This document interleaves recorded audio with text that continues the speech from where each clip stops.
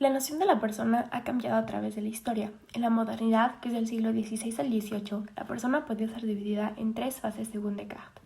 Primero, la conciencia, que implica ser consciente de sí mismo, provocando que nuestros actos se vuelvan conscientes para descubrir qué queremos hacer con nuestra vida. Aquí podemos tomar su frase de pienso y luego existo. Después el sujeto, que es el ser que se pone ante el mundo externo con una interioridad, que es la capacidad de reconocerse desde dentro y relacionarse desde lo auténtico y lo profundo. Y después el yo, que es la autoconciencia.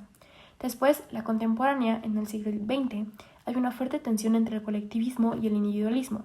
El colectivismo son los valores generales de la sociedad, en donde el hombre es un parte del todo, y el individualismo es la exaltación del individuo en contraposición a la sociedad, ampliando la ley del todo. En el segundo punto del temario, el origen del ser humano, vemos justamente las posturas que existen para explicar este fenómeno y cómo se diferencia el hombre del ser humano. Existen tres posturas principales para explicar este fenómeno, que son el evolucionismo, que nos explica cómo venimos de un ancestro y cómo nos desarrollamos; el creacionismo, que se basa principalmente en la fe, ya que nos explica cómo una fuerza mayor, en este caso un Dios, nos creó; y finalmente, la del animal racional. En esta vemos cómo el ser humano tiene una falta de ventajas físicas ante otros animales. No somos ni los más fuertes, ni los más rápidos, ni mucho menos. Pero tenemos una ventaja mayor, que es lo que nos diferencia, que es la racionalidad. Después de esto vimos tres partes del hombre, que son la humanización, la hominización y la personalización. Estas tres partes las podemos relacionar directamente con la lectura de Leonardo Polo, los límites del subjetivismo en la persona y su crecimiento. Ya que vemos de igual manera un hombre dividido en tres partes, tres etapas. La primera, que es una etapa de iniciación, una etapa de desarrollo, que es el sí mismo. La segunda, en donde nos reconocemos como individuos, que es el yo. Y la tercera, en donde nos complementamos y nos hacemos una persona, la persona, en donde ya podemos ponernos a disposición de nosotros mismos. Es hasta este punto en donde podemos hacer la división entre hombre, que es la especie humana como tal, y la persona, que es un individuo ya formado. Un individuo que se constituye de dos partes, según Santo Tomás de Aquino: la materia y la forma. La forma sería el alma del cuerpo viviente, justo como lo menciona Max Scheler en su lectura del puesto del hombre en el cosmos, ya que es aquí donde también Scheler nos divide en dos partes, nuestra parte física y nuestra parte psíquica, y nos explica de este modo ciertas actividades que el hombre tiene para poder encontrar su objetivo y su lugar como tal en el cosmos, uno diferente a los otros animales no En la racionales. unidad 1.3 vamos a hablar sobre la naturaleza y la dignidad de la persona humana. Hablando primero sobre el cuerpo y alma, hay teorías que se inclinan hacia el alma y hacia el cuerpo. Cuando nos inclinamos hacia el cuerpo es el materialismo, y del alma de algo posible de entender sin el cuerpo, mientras que sin aquella sería solamente un cadáver. En cuestión al cuerpo, es la parte más externa de nuestro ser. Por medio de él experimentamos las cosas físicas y ocupamos un espacio en el universo. Por medio de podemos tener un control de manejar un automóvil, escribir en computadora, caminar, no temblar de miedo, entre muchas otras actividades que gracias al cuerpo los seres humanos podemos hacer.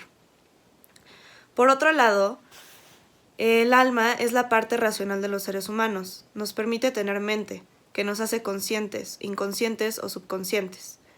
El conocimiento, sensible o intelectual, donde el sensible es el que nos hace tener un movimiento local y sentir los estímulos externos, y el intelectual sobre tener una idea o un juicio.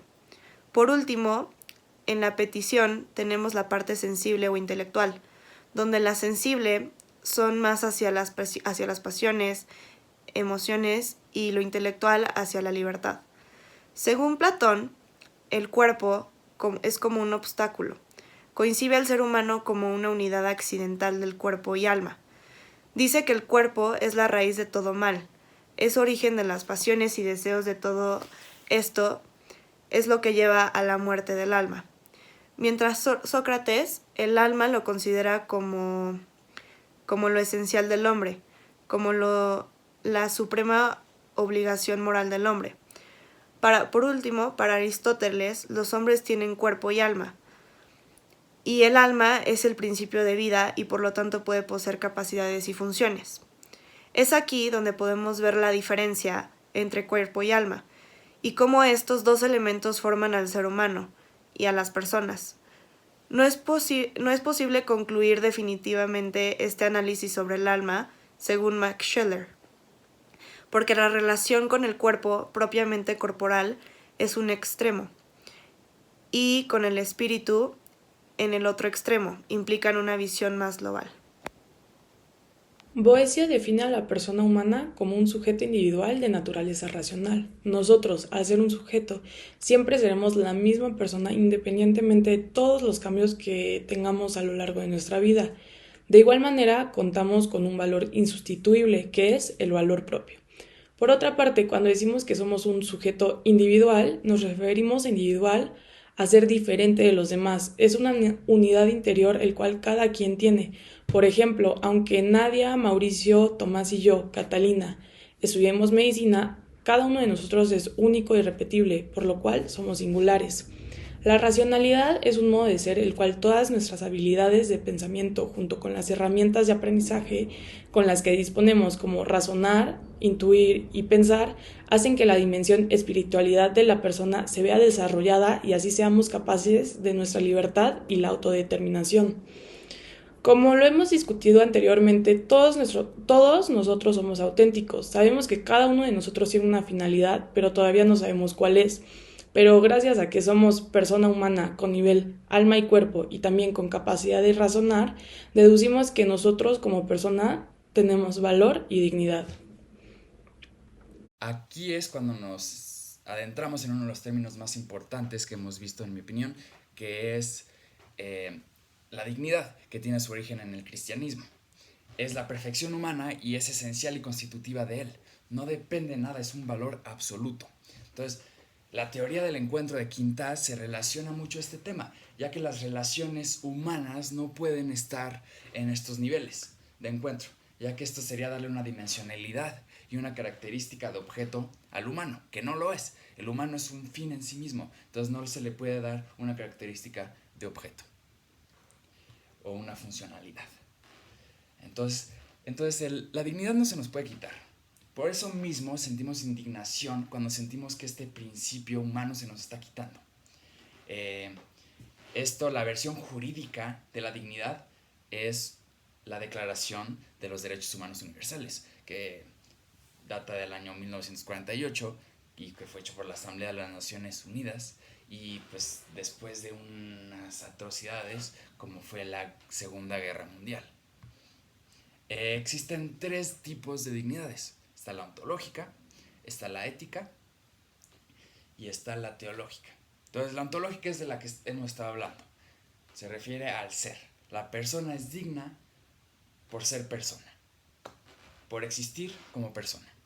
Luego está la ética, que se refiere al obrar, cuando nuestro comportamiento, usamos la libertad para cambiar nuestro comportamiento. Y un ejemplo de esto es Catalina, Nadia, Mauricio y yo estudiamos medicina y Paulina estudia diseño. Entonces nuestras características van a cambiar y nuestro comportamiento va a cambiar un poquito para poder sacarle provecho máximo a nuestras carreras y ser los mejores profesionistas posibles. Luego está la teológica, que esta es la que nos da Dios. Es una dignidad que nos fue dada por haber sido creados a imagen y semejanza de Dios. Entonces, pues esto en nuestra opinión, pues ya no es tan estricta y tan universal y ya dependerá de las creencias de cada quien. Y pues el ser humano entonces tiene una doble dignidad, que es ontológica, y moral.